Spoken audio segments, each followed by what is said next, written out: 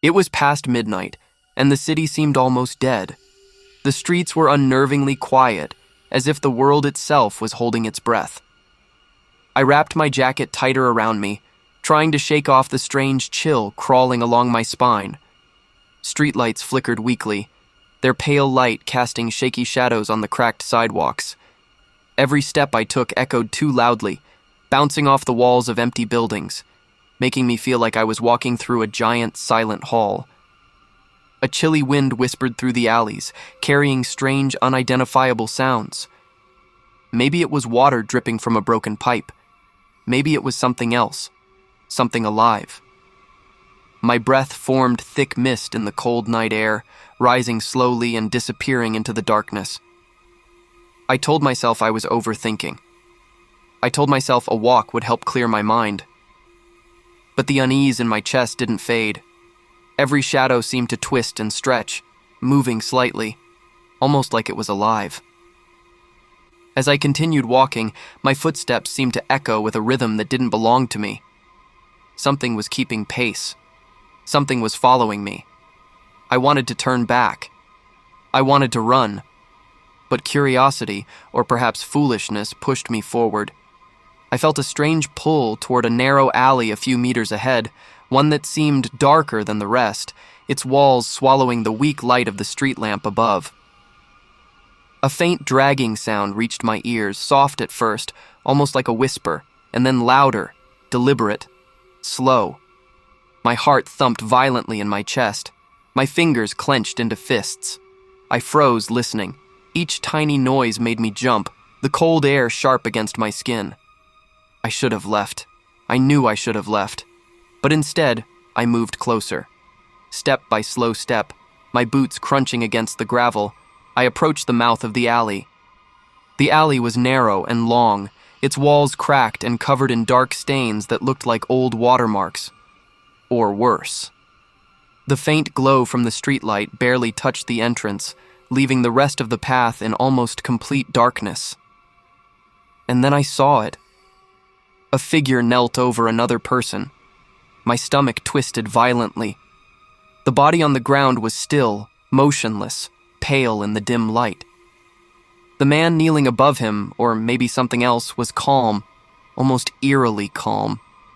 His movements were precise, controlled, deliberate.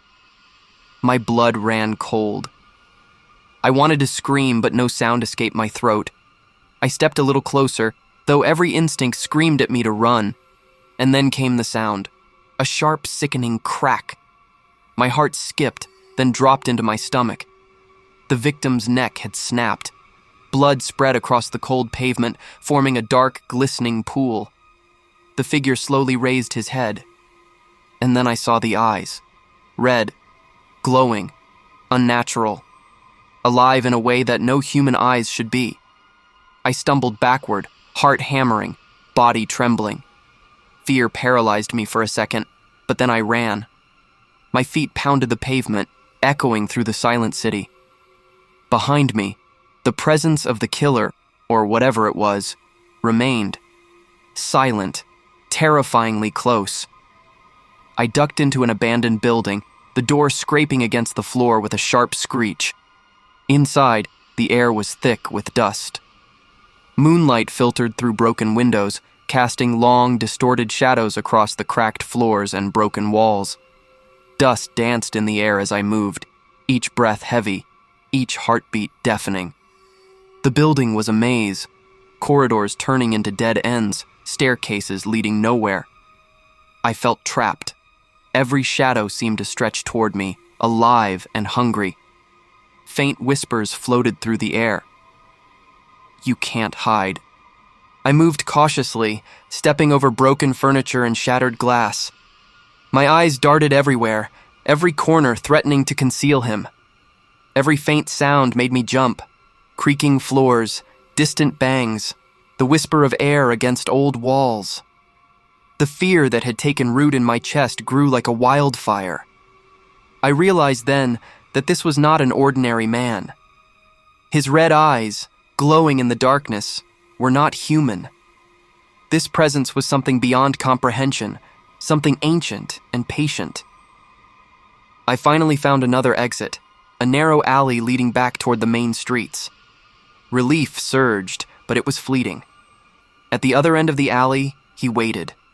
Patient. Predatory.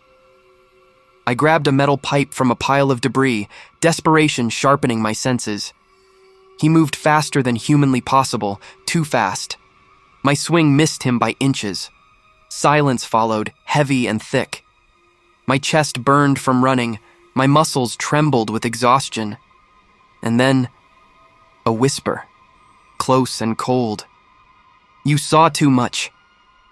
The alley seemed to stretch unnaturally, walls closing in, shadows deepening. Every corner held the potential for him to appear. I ran blindly, breaking through doors, climbing fences, falling into trash bins. The city itself had changed. Streets twisted into labyrinths, alleys looping back on themselves. There was no escape.